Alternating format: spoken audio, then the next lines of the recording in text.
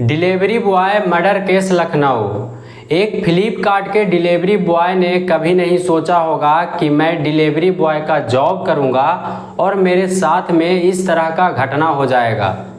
दरअसल जब एक फ्लिपकार्ट के डिलीवरी बॉय को हत्या हो जाता है तब यहाँ पर लोग जो होते हैं सोचने पर मजबूर हो जाते हैं और जिसने इस डिलीवरी बॉय का हत्या करता है वह कभी नहीं सोचा होगा कि मैं पकड़ा जाऊंगा, लेकिन आखिरकार हत्या करने वाला भी पकड़ा जाता है और पुलिस जब इस हत्या करने वाला से पूछता है तब पता चलता है कि इस फ्लिपकार्ट डिलीवरी बॉय का हत्या मात्र 90,000 रुपया के लिए कर दिया जाता है और वह भी यहाँ पर डिलीवरी बॉय का किसी भी तरह का कोई गलती नहीं होता है। और जब यह घटना सोशल मीडिया पर वायरल होता है तब लोग जो होते हैं सोचने पर मजबूर हो जाते हैं कि एक डिलीवरी बॉय को बिना किसी गलती के हत्या कर दिया जाता है और डिलीवरी बॉय के बैग में पैक करके एक नहर में फेंक दिया जाता है। तो इस घटना के पूरी कहानी को बताने से पहले मैं आपको बता दूं कि मेरा नाम है गुड्डू और मैं इस चैनल पर क्राइम की कहानी आप लोगों को सुनाता हूं। तो आपसे बस एक ही रिक्वेस्ट है कि अगर आप इस चैनल पर पहली बार आए हैं तो इस चैनल को सब्सक्राइब कर लीजिए और वीडियो को लाइक कर दीजिए जिससे कि मेरा हौसला बढ़ा रहे। तो दरअसल यह जो घटना है उत्तर प्रदेश के लखनऊ का है। यहाँ पर एक फ्लिपकार्ट के डिलीवरी बॉय जो होता है सुबह अपने घर से डिलीवरी करने के लिए निकलता है। अब यहाँ पर डिलीवरी बॉय जो होता है ऑफिस में जाता है और वहाँ पर से सामान उठाता है और लोगों को डिलीवर करता है, लेकिन डिलीवरी बॉय जो होता है वह शाम को अपने घर नहीं आता है। तब यहाँ पर अगले दिन 26 सितंबर 2024 को इस डिलीवरी बॉय के घर वाले जो होते हैं थाने जाते हैं और इस डिलीवरी बॉय का लापता होने का शिकायत लिखवाते हैं। दरअसल मैं आपको बता दूं कि यह डिलीवरी बॉय का नाम भरत होता है। अब यहाँ पर 26 सितंबर को भरत का गुमशुदगी का रिपोर्ट थाने में लिखाया जाता है।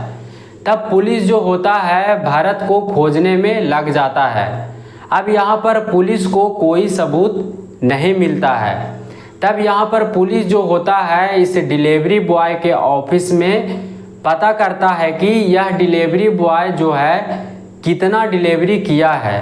अब यहाँ पर पता चलता है कि यह डिलीवरी बॉय भरत जो है 10 डिलीवरी करता है और उसके बाद में जो बाकी का डिलीवरी रहता है उसका कोई रिपोर्ट ऑफिस में नहीं मिलता है।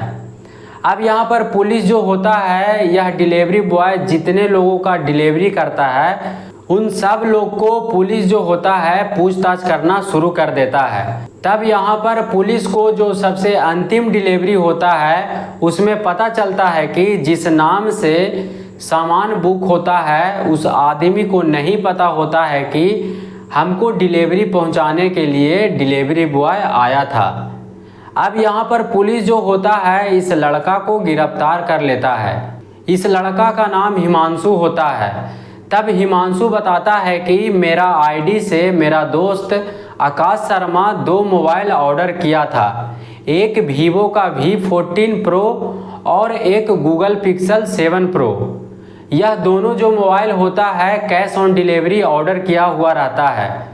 अब यहाँ पर पुलिस जो होता है आकाश शर्मा को गिरफ्तार कर लेता है और जब पुलिस आकाश शर्मा को सख्ती से जब पूछताछ करता है तब यहाँ पर आकाश शर्मा बताता है कि डिलीवरी बॉय भरत जो होता है वह डिलीवरी करने के लिए मेरा दोस्त गजानंद के घर पर जाता है।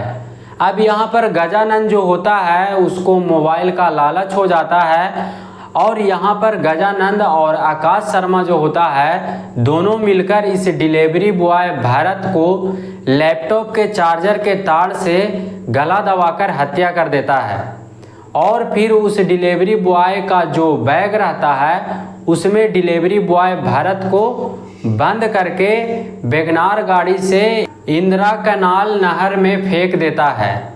अब यहाँ पर वैगनार गाड़ी जो होता है वह गजानंद का होता है और पुलिस जो होता है इस वैगनार गाड़ी को भी गिरफ्तार कर लेता है।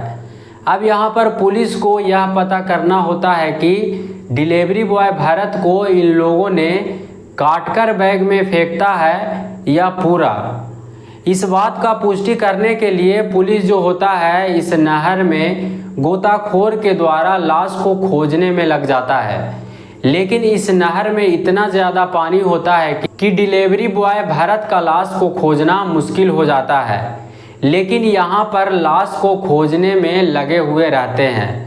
कुल मिलाकर आप सोच सकते हैं कि 2 मोबाइल जिसका कीमत 90,000 होता है और 90,000 के लालच में यहाँ पर डिलीवरी बॉय भरत को हत्या कर दिया जाता है, हत्या कर देता है। और जो डिलीवरी बॉय के पास में डिलीवर करने का और जो बाकी का सामान होता है वह भी इन लोग जो होता है रख लेता है। अब यहाँ पर पुलिस जो होता है बाकी के सामान भी इन लोगों से जब्त कर लेता है। अब यहाँ पर पूरे लखनऊ में लोग जो होते हैं वह सोचने पर मजबूर हो जाते हैं कि एक आदमी जो कि मेहनत करके पैसा कमाता है और उसका कोई गलती भी नहीं होता है और यहाँ पर लोग जो होते हैं कुछ पैसा के लालच में इस डिलीवरी बॉय को हत्या कर देता है। अब यह खबर जब सोशल मीडिया पर वायरल होता है तब लोग जो होते हैं सोचने पर मजबूर हो जाते हैं। और इस तरह का घटना जो होता है जब सुनने को मिलता है तब जो लोग डिलीवरी बॉय का जॉब कर रहे होते हैं उन लोगों के लिए बहुत बड़ा चैलेंज हो जाता है। अब उन लोगों के मन में एक डर सा बन जाता है और जो खास करके डिलीवरी बॉय का काम करते हैं उन लोगों के मन में एक ऐसा डर बन जाता है जिसको डिलीवरी बॉय कभी नहीं सोचा होगा।